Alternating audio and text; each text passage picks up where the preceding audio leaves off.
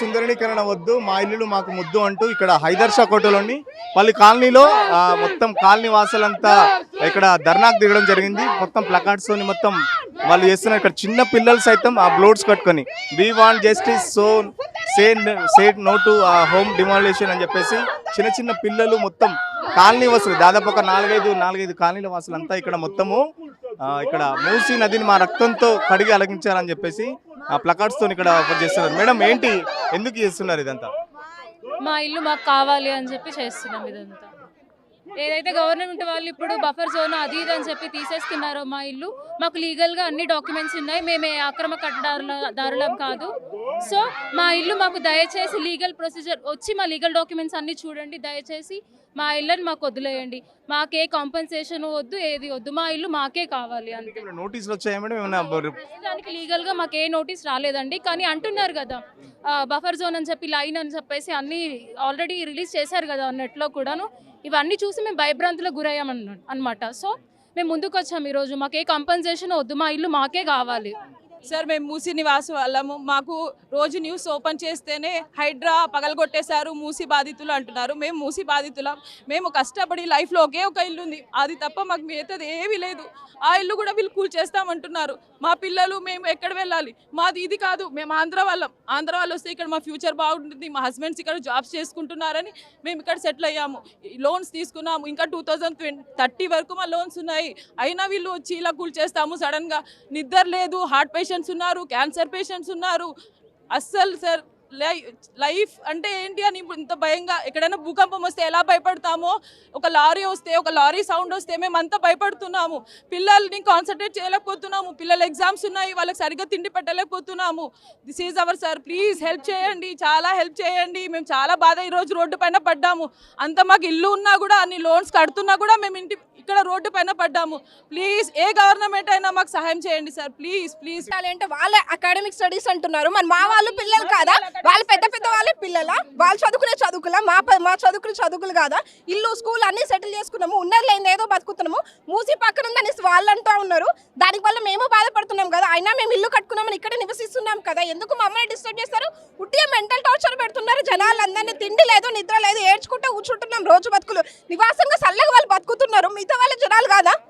ఇంత సెన్స్ లేదా? హ్యూమానిటీ లేదా? అసలు గవర్నమెంట్ అంటారు, ఏమిటికి అందరు బొందలగట్ట మీద ఏమంటారు బిల్డింగ్లు కట్టుకొని నడుచుకుంటూ ఉంటారా? సుందరీకరణ చేసుకొని ఏమంటారు? ఇంతమంది ఏడుపు కనిపిస్తలేదా? చచ్చిపోలే, ఇంకా ఆల్రెడీ 3 ఉన్నారు, చనిపోయినారు కదా, ఇంకా చావాలా? ఎంతమంది చేస్తే వాళ్ళకి తెలుస్తుందండి. మినిమం సెన్స్ హ్యూమానిటీ ఉండాలి. మాకు ఎవరు వద్దు, మాకు ఏ పొలిటీషియన్స్ వద్దు, ఏ గవర్నమెంట్ వద్దు, మమ్మల్ని మంచిగా చూడడం కూడా వద్దు. మాది మేము బతుకుతామయ్యా, మా ఇల్లు మాకు ఇవ్వండి.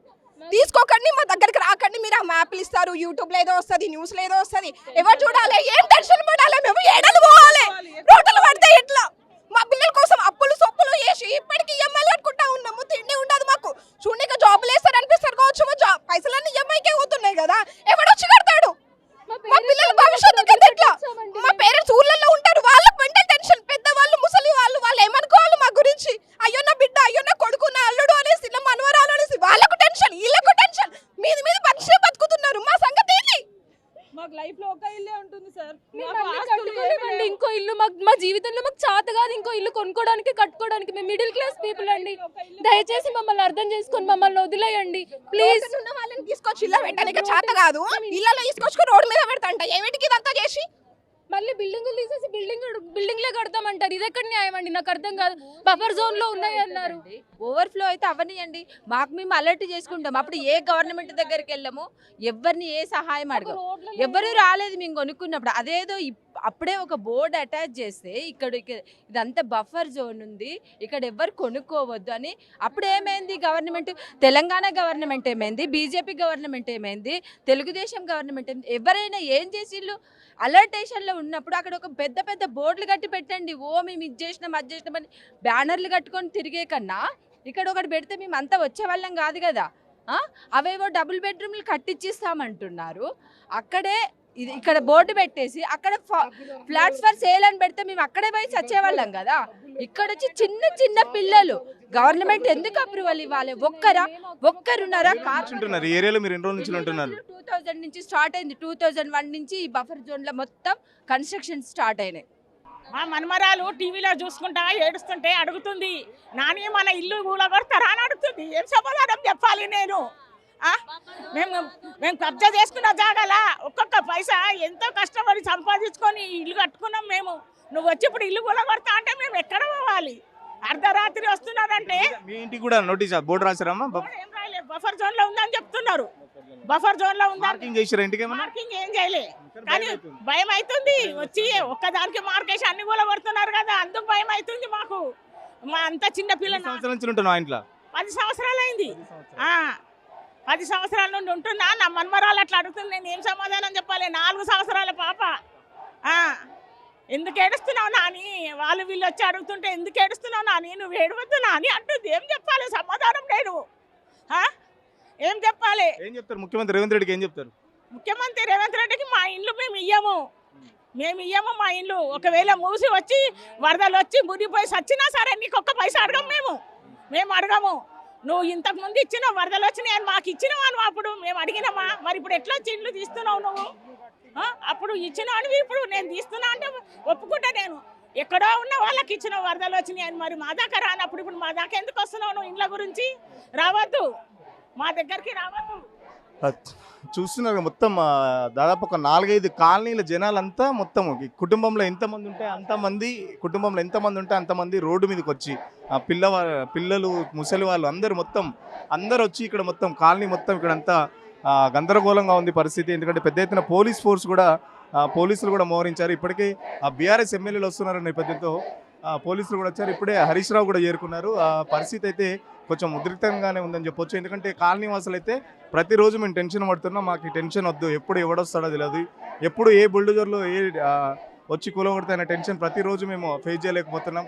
దయచేసి రేవంత్ రెడ్డి మూసీ సుందరీకరణ ఆపేస్తే బాగుంటుందని చెప్పేసి ఆ స్థానికులు చెప్తున్నారు. చూద్దాం, ఇప్పుడే ఎమ్మెల్యేల బృందం అయితే వచ్చింది. వాళ్ళు పబ్లిక్ ఏమంటున్నారు వాళ్ళని అడిగి మళ్ళీ తెలుసుకుందాం. మేము ఇక్కడికి వచ్చి హైదరాబాద్కి వచ్చి 30 years to 15 years అవుతుందండి. 15 to 20 years అవుతుంది. మాకు అప్పుడు ఎలాంటి FTL బఫర్ జోన్ అని చెప్పేసి ఏది చెప్పలేదు. మేము ఇప్పుడు బఫర్ జోన్లో ఉన్నాము, మీకు ఇల్లులు కూలగొట్టేస్తాము అని చెప్పేసి మాకు చెప్తున్నారు. మాకు ఇచ్చినాక టైం ఇచ్చాక ఒక 2 daysలో కూలగొట్టేస్తాము అంటే 2 daysలో మాకు చిన్న పిల్లలు ఉన్నారు. పిల్లల ఎడ్యుకేషన్ ఏంటి? ఎక్కడికి నోటీస్ ఇవ్వడం కానీ ఏమైనా రాయడం కానీ జరిగిందా? ఇట్లా ఏమి ఇవ్వలేదండి. మేము అసలు బఫర్ జోన్లో ఉన్నాము అనే క్లారిఫికేషన్ కూడా లేదు.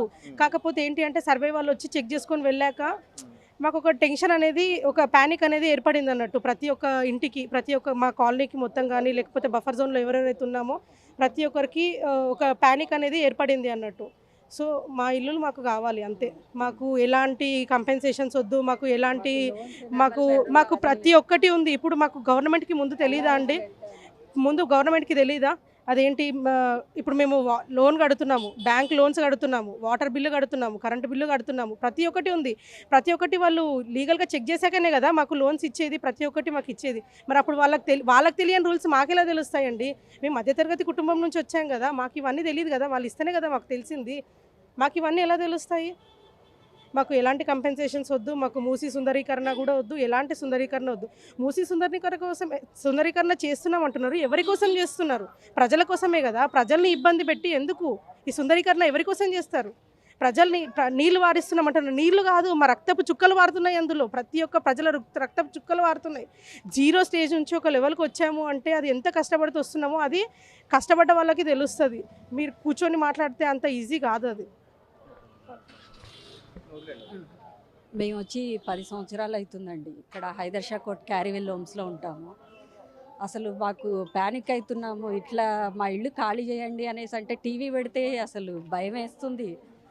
అసలు మేము లక్షలు పెట్టి కట్టుకున్నామండి. మా కష్టార్జితం పెళ్ళైన దగ్గర నుంచి మేమిద్దరం కష్టపడితే వచ్చిన ఇల్లు, మా ఇల్లు కూల్చేస్తామంటే అసలు మేము ఇప్పుడు ఎక్కడికి వెళ్ళాలి? అసలు మాకు ఆ డబల్ బెడ్రూమ్ ఇల్లు, ఫ్లాట్ ఇచ్చినా కానీ మాకు వద్దు. మా ఇల్లే మాకు కావాలి, మా కష్టం మాకు కావాలి, ఏమీ వద్దు. అసలు గవర్నమెంట్ అంటే గవర్నమెంట్ ఇచ్చేది మాకు ఏది వద్దు. మా కష్టార్జితంతో కట్టుకున్న ఇల్లు, మా ఇల్లే మాకు కావాలి. మేము ఎక్కడికి వెళ్ళిపోము, మా ఇంట్లోనే మేము ఉంటాం.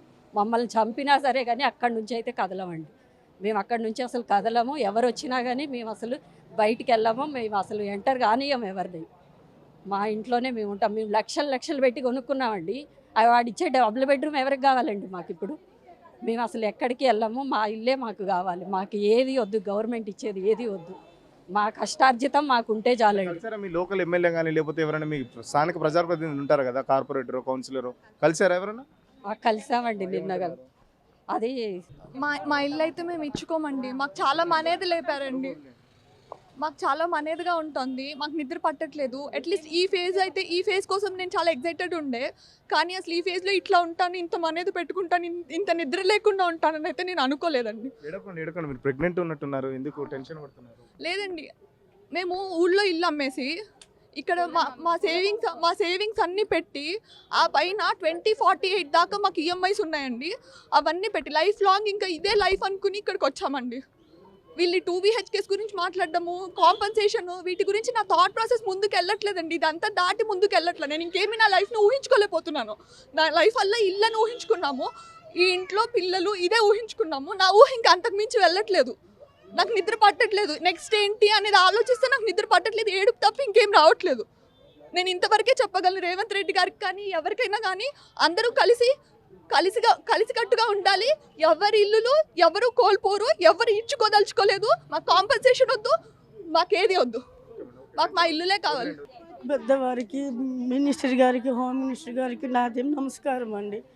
నాకు సరిగ్గా తెలుగు రాదు, కొంచెం చెప్తాను. చిన్న పాపాలతో పిల్లలతోటి ఉన్నారండి. మీరు ఇప్పుడు అభివృద్ధి చేయాలి అనుకుంటే మూసనొద్ది కొంచెం లోతుగా దబ్బించండి, మరి అక్కడైనా మీరు చెయ్యండి. కానీ ఇంటి మీదకి మీరు అలాగ కొట్టేస్తే చిన్న పిల్లలు పట్టుకుని ఎక్కడికి వెళ్తారండి? తిండి లేక, వంట లేక, పడుకోలేక అలాగ పిచ్చి అయిపోతున్నాము. గుండె నొప్పులు అయిపోయి ఏడ్చుకొని పిచ్చి అయిపోతున్నాము.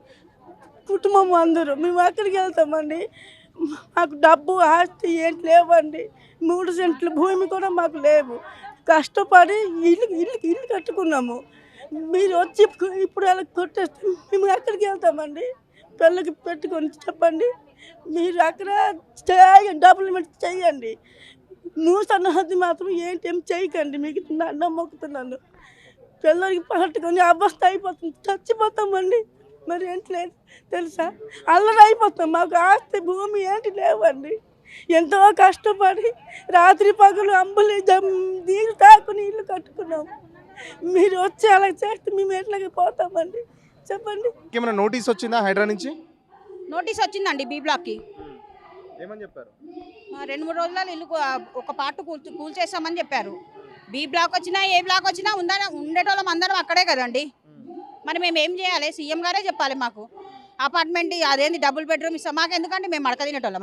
డబుల్ బెడ్రూమ్ ఇచ్చేది ఇవ్వండి, వాళ్ళకి అవసరం ఉన్న వాళ్ళకి ఇవ్వండి. మాకెందుకు ఇస్తారు? మా ఇల్లు కూల్చి చాలా మంది ఉన్నారు, అవి లేక ఏడ్చేటోళ్ళు చాలా మంది ఉన్నారు. వాళ్ళకి ఇవ్వండి, వాళ్ళకి న్యాయం చేయండి. మేమేమి ఇవ్వద్దు అంటలేం కదా. వాళ్ళకి ఇస్తామని ప్రామిస్ చేసిండు. ఏళ్ళ నుంచి చేస్తున్నాడు. డబల్ బెడ్రూమ్ ఇస్తాము, ఇందిరమ్మ ఇస్తాము, కేసీఆర్ ఇల్లు ఇస్తాము, ఆ ఇల్లు ఇస్తాము, ఈ ఇల్లు. వాళ్ళకి ఇచ్చింది ఏం లేదు. వాళ్ళకి ఇవ్వండి.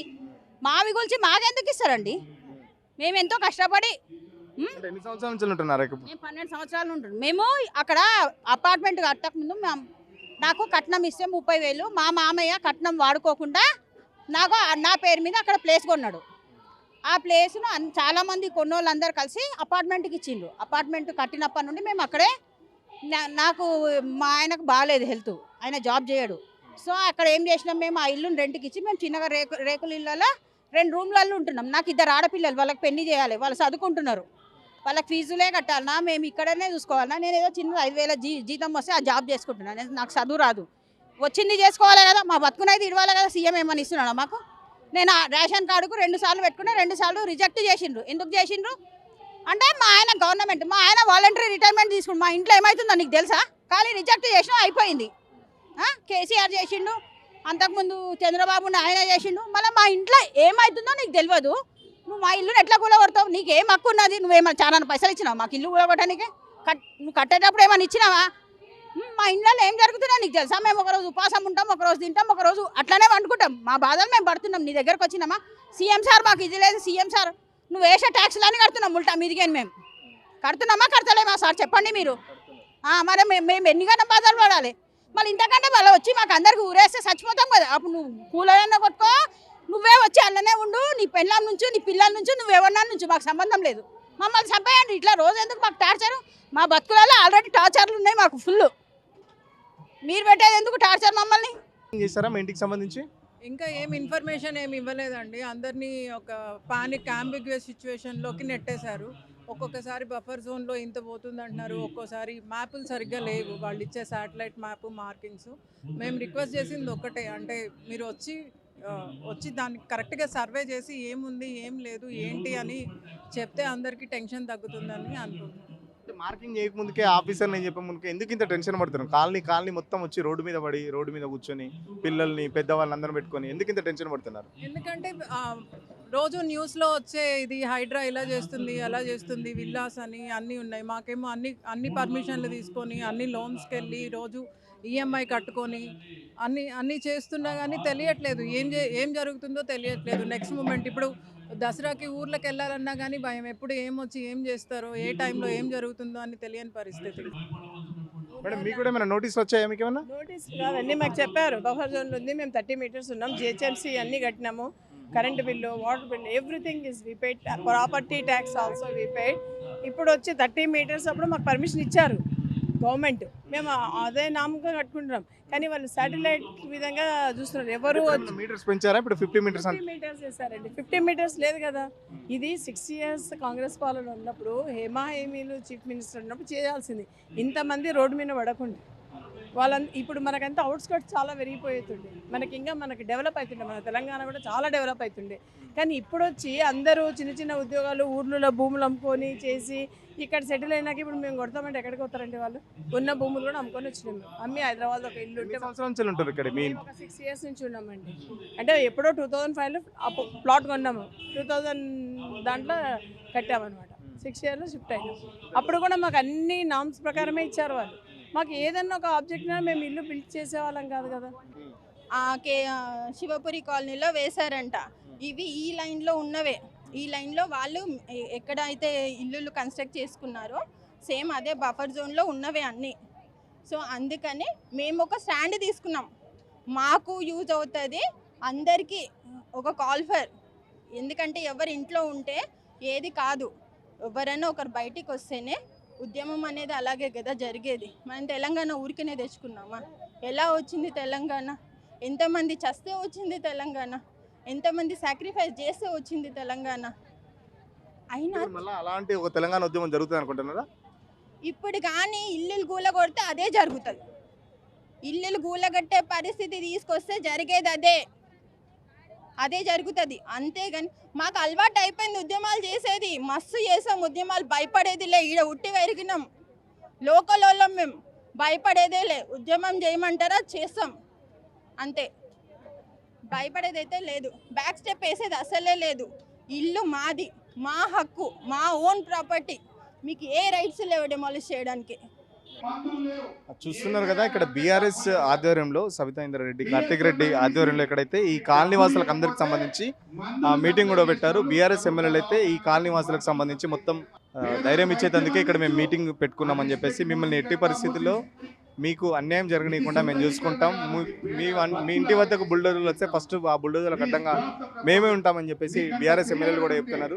స్థానికులు కూడా మాకు ఇంతవరకు నోటీసులు రాలేదు, కొంతవరకు అయితే ఆర్బీఎక్స్ అని కొన్ని ఇళ్ళకి రాశారు. సో ఇప్పటికీ ఆ బఫర్ జోన్ అని చెప్పేసి చెప్తున్నారు. ప్రతిరోజు టెన్షన్ ఉంటుంది. దసరాకు కూడా ఊరెళ్ళే పరిస్థితి లేదు, ఎందుకంటే దసరాకు ఊరెళ్తే ఎప్పుడొచ్చి ఇల్లు కూడా కొడతారని చెప్పేసి ఈసారి దసరాకు ఆ సంతూర్లో కూడా వెళ్ళలేని పరిస్థితి ఉందని చెప్పేసి బాధితులు అయితే చెప్తున్నారు. చూద్దాం మరి ఆ మూసీ ప్రక్షాళనకు సంబంధించి లేకపోతే మూసీ సుందరీకరణకు సంబంధించి, మూసీ సుందరీకరణ చేస్తే ఉన్న దాంట్లో దాన్ని ఆ లోతు తీసి చేసుకోండి, కానీ మొత్తం మమ్మల్ని అందరినీ రోడ్డు మీద వేసి సుందరీకరణ అంటూ ఎట్లా చేస్తారని చెప్పేసి రేవంత్ రెడ్డి మండిపడుతున్న పరిస్థితి. కెమెరా పర్సన్ నాజుతో సురేష్, సిగ్నల్ టీవీ, హైదరాబాద్ నుంచి.